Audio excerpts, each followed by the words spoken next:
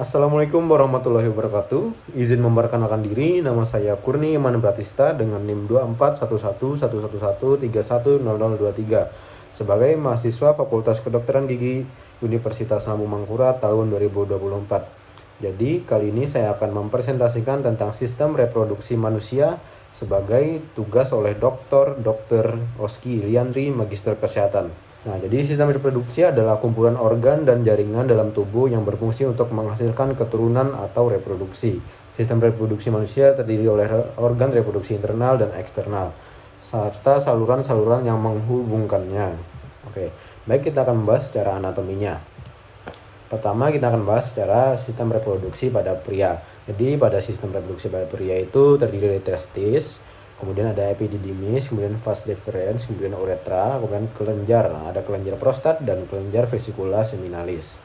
Dan banyak organ-organ lainnya. Nah, pertama kita akan membahas tentang korpus penis. Jadi pada penis itu, pada batang penis itu terdapat sebuah korpus. Nah, pertama korpus penis ini adalah bagian dari penis yang terdiri dari jaringan ereksi yang memainkan peran penting fungsi seksual. Nah, jadi terdapat dua komponen utama dalam korpus penis, yaitu pertama adalah corpus cavernosum dan corpus spongiosum. Pertama kita akan membahas tentang corpus cavernosum. Nah, ini jadi corpus cavernosum ini terdiri dari dua jaringan ereksi yang terletak di sisi kiri dan kanan batang penis. Jadi dapat dilihat pada gambar di samping, ada dua batang ini seperti membulat kanan dan kiri. Itu adalah corpus cavernosumnya. Nah, jadi corpus cavernosum ini terbuat dari jaringan spons yang memiliki ruang-ruang kecil trabeculae yang dapat terisi darah. Nah, ketika pria terangsang, arteri menuju corpus cavernosum melebar, memungkinkan lebih banyak darah mengalir ke dalam jaringan ini, menyebabkan penis menjadi tegang atau ereksi dengan meningkatkan panjang dan diameter. Nah, pada saat ereksi tadi kan corpus cavernosum ini terdiri dari jaringan spons yang memiliki ruang-ruang kecil yang dapat terisi darah. Nah, dapat dilihat pada gambar saat ereksi corpus cavernosum itu maka akan terisi darah, di mana darah itu akan membuatkan corpus cavernosumnya menegang dan akan ereksi. Dapat dilihat pada gambar ini saat corpus cavernosumnya tidak terisi darah atau saat kondisi normal biasa, kemudian saat kondisi ereksi maka akan terisi darah. Selanjutnya kita akan bahas tentang corpus spongiosum.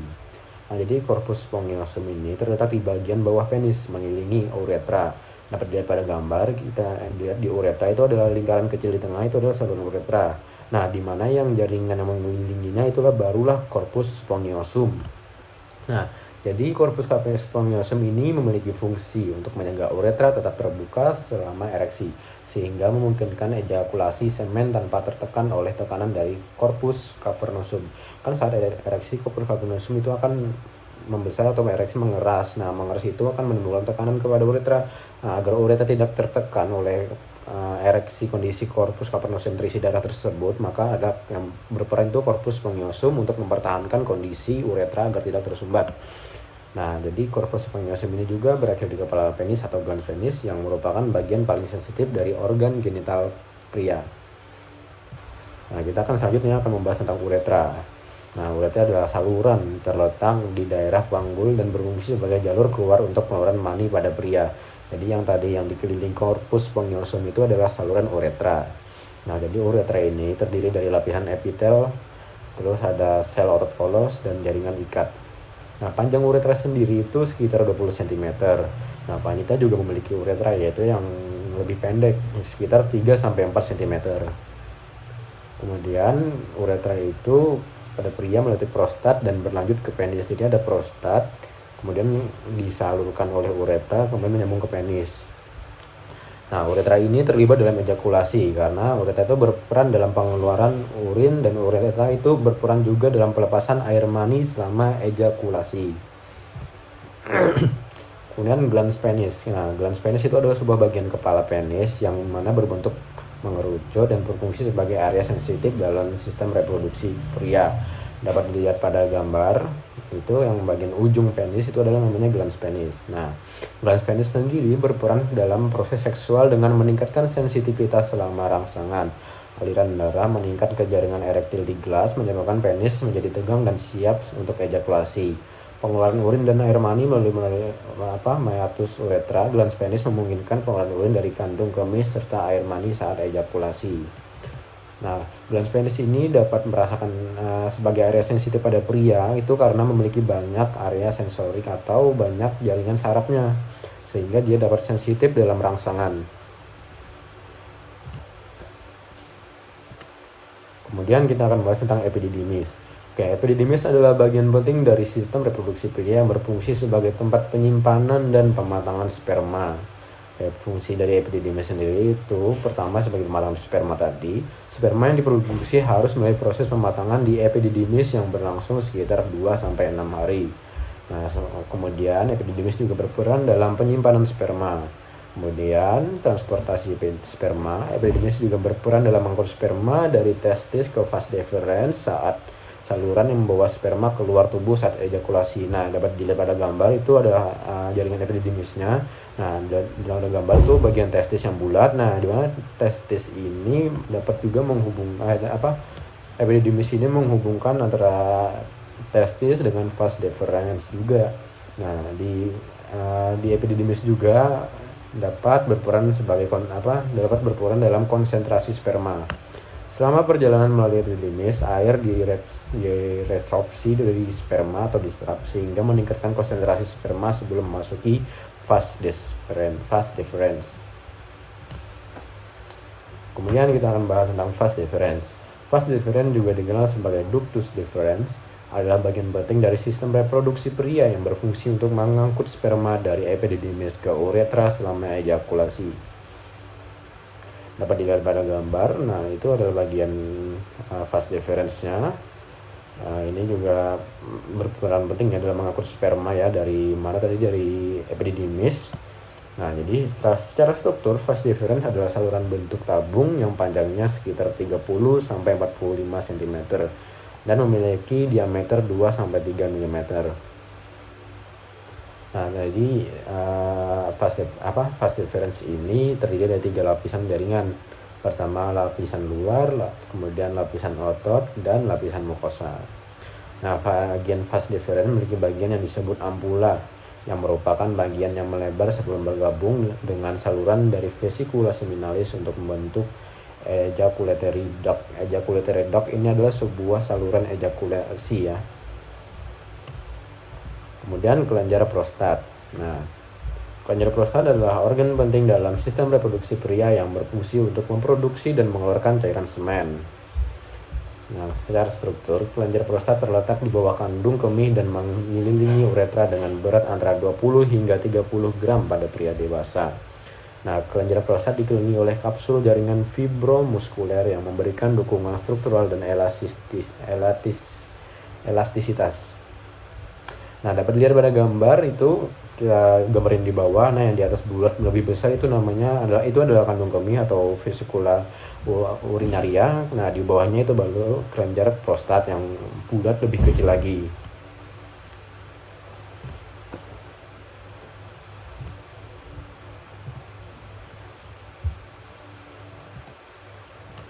Nah, secara fungsi kelenjar prostat ini, fungsi utama kelenjar prostat adalah menghasilkan cairan yang berkontribusi sekitar 20-30% dari total volume semen. Cairan ini mengandung fruktosa, kalium, zinc, dan protein, kemudian enzim prostat specific antigen atau PSA. Nah, menutup uretra saat ejakulasi. Nah, jadi si kelenjar prostat ini juga berfungsi ya untuk menutup uretra saat ejakulasi, di mana kelenjar prostat berkontraksi untuk menutup saluran uretra, mencegah air mani masuk ke dalam kandung kemih, dan memastikan semen dikeluarkan dengan efisien. Menetralkan asam vagina. Nah, jadi di vagina itu kondisinya adalah asam. Nah, cairan yang diproduksi oleh kelenjar prostat ini bersifat alkalis dan menetralkan asam vagina untuk membantu sperma bertahan hidup. Nah, karena dia memiliki sifat alkalis dan mengandung kalium, di mana itu kalium itu bersifat basa. Jadi dan ketika dia sperma menemui vagina, dia akan menetralkan asam pada vagina. Itulah kelenjar semen. Cairan semen.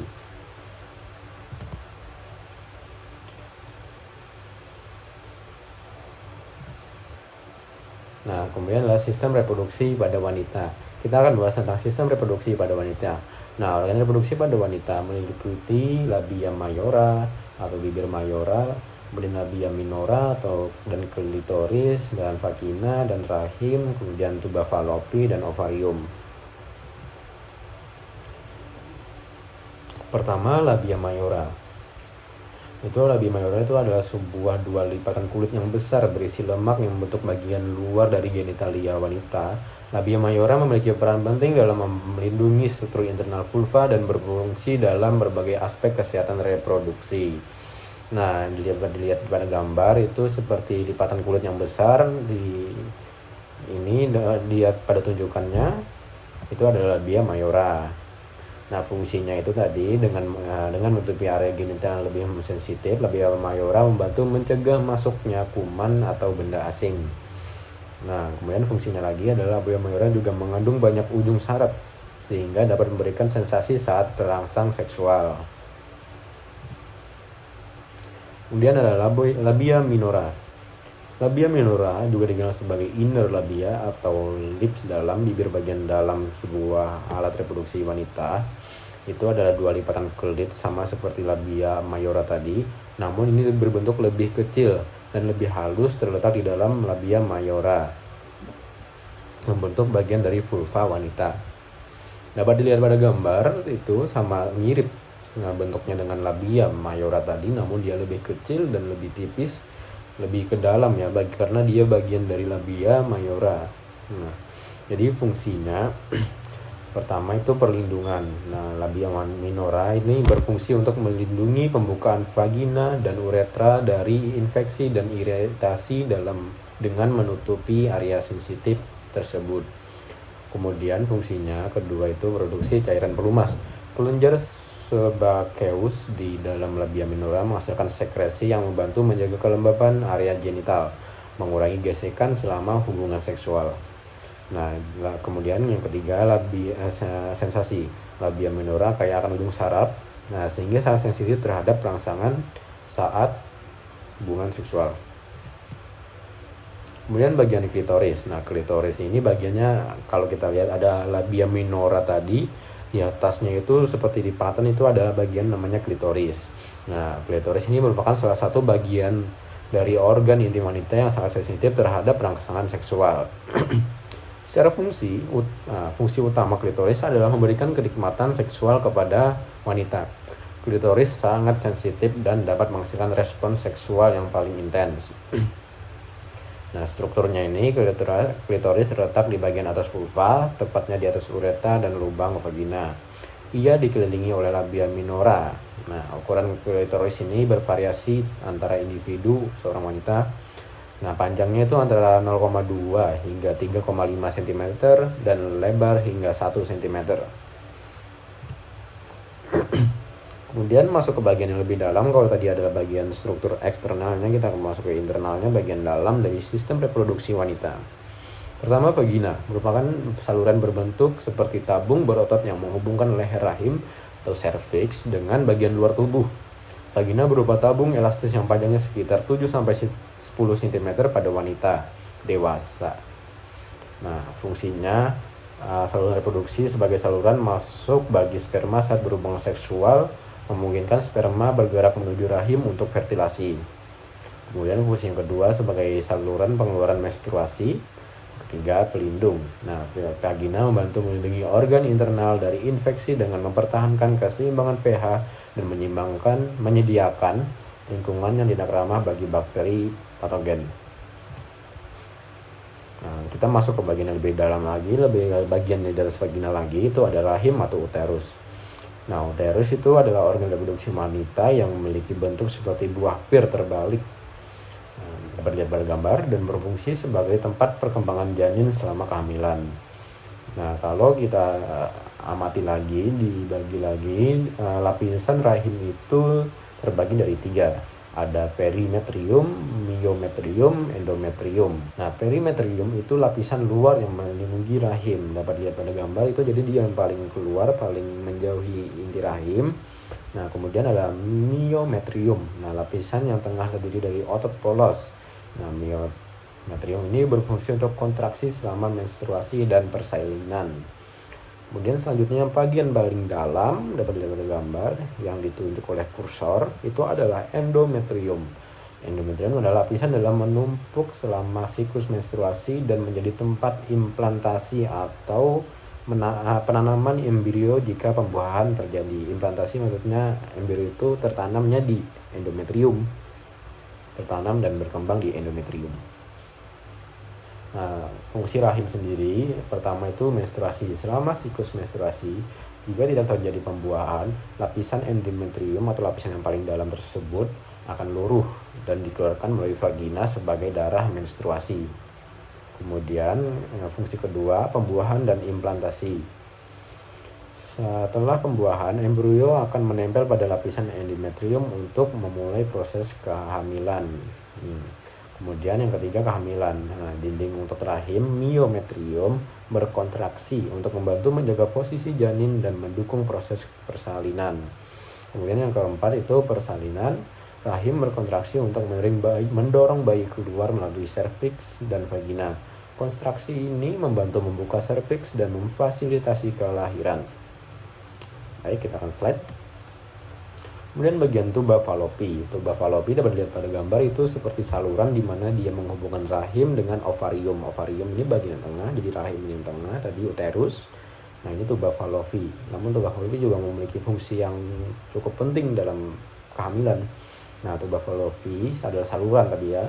Ada sepasang saluran, jadi dia terletak di kiri dan kanan karena sepasang dalam panggul wanita. Tuba falopi dilapisi oleh epitel kolumnar bersilia. Nah, fungsinya ini pertama sebagai transportasi sel telur. Nah, setelah ovulasi, sel telur dikeluarkan dari ovarium dan ditangkap oleh fimbriae infundibulum. Fimbriae-nya itu adalah ini struktur di mana dia berbentuk seperti tangan. Dia akan menangkap sel telurnya. Kemudian sel telurnya itu akan dibawa ke tuba falopi. Nah, untuk perjalanan menuju ke rahim. Nah, kemudian fungsi keduanya tempat fertilasi. Nah, di mana lokasi di mana sperma dan sel telur untuk fertilasi. Di mana sel telur yang sudah ditangkap dan diangkut oleh fimbriae kemudian ke tuba falopi saat ovulasi itu akan bertemu dengan sperma. Nah, saat disitulah akan terjadi fertilasi. Nah, saat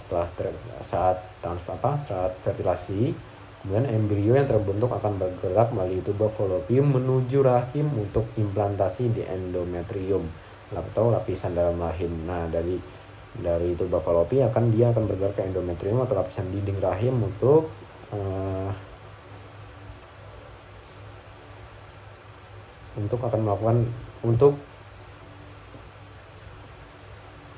untuk implantasi.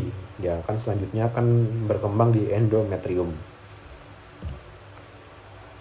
Kemudian kita akan bahas tentang bagian ovarium. Nah, ovarium tadi ini bagian yang seperti bulat di mana dia di ujung tuba falopi dan seperti dipegang oleh fimbriae tadi ya, fimbriae infundibulum. Nah, ovarium atau indung telur adalah kelenjar kelamin wanita yang berperan penting dalam sistem reproduksi. Nah, secara struktur bentuk, wanita itu memiliki sepasang ovarium yang terletak di kanan dan di kiri rahim, di mana saat ovulasi itu akan digunakan salah satunya, tidak dua-duanya. Nah, jadi ovarium tadi ya dekat tuba falopi. Nah, ovarium berbentuk oval dan berukuran sekitar 3-5 cm. Secara struktur bagian, nah pertama ada korteks atau bagian yang mengandung folikel ovarium tempat sel telur berkembang. Dapat lihat pada gambar ini ovarian korteks. Nah, bagian luarnya ya. Kemudian ada medula. Nah, medula ini bagian dalam yang terdiri dari jaringan ikat longgar, pembuluh darah dan saraf. Nah, dapat dilihat pada gambar medula itu bagian yang seperti bagian di dalamnya. Kemudian permukaan dilapisi oleh epitel kuboid sederhana yang dikenal sebagai epitel germinal. Cara fungsi pertama itu fungsi ovarium itu adalah untuk memproduksi sel telur. Nah, ovarium adalah tempat di mana sel telur atau ovum dihasilkan dan berkembang. Nah, setiap bulan selama siklus menstruasi ovarium melepaskan satu sel telur melalui proses yang disebut ovulasi. Sel telur ini adalah jadi pembentukan atau perkembangan sel telur atoo genesis. Fungsi sel telur. Nah, fungsi sel telur itu yang pertama adalah ovarium adalah tempat di mana sel telur atau ovum dihasilkan dan berkembang, atau proses ini kita kenal sebagai oogenesis. Nah, setiap bulan selama siklus menstruasi, ovarium melepaskan satu sel telur melalui proses yang disebut ovulasi. Nah, kemudian sel telur juga berfungsi dalam memproduksi hormon reproduksi utama wanita seperti estrogen dan progesteron. Nah, kemudian fungsinya itu adalah regulasi kesuburan. Hormon-hormon yang diproduksi oleh ovarium juga berperan dalam mengatur kesuburan wanita. Keseimbangan hormon ini penting untuk ovulasi yang normal dan kesehatan reproduksi secara keseluruhan. Jadi sekian pembahasan kita tentang sistem reproduksi pada manusia. Mohon maaf apabila ada ketidakjelasan dan apabila terdapat kesalahan, saya mohon maaf. Sekian dari saya. Wassalamualaikum warahmatullahi wabarakatuh. Terima kasih.